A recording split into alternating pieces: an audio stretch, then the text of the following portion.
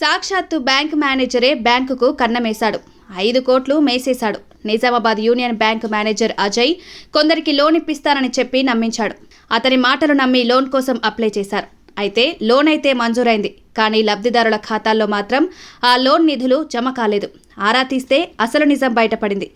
ఒకరు కాదు, ఇద్దరివి కాదు, ఏకంగా 40 మందికి చెందిన రుణాల సొమ్ము 5 కోట్లు కాజేశాడు అజయ్. లోన్ కోసం అప్లై చేసుకున్న వారికి 8 నెలల క్రితం టర్మ్ లోన్తో పాటు సీసీ లోన్లు మంజూరయ్యాయి. అయితే లోన్ మంజూరైన వెంటనే ఆ సొమ్మును తన ఖాతాకు బదిలీ చేసుకున్నాడు అజయ్. బ్యాంకు మేనేజర్ మాటలు నమ్మి మోసపోయిన బాధితులు పోలీస్ స్టేషన్లో కంప్లైంట్ చేశారు.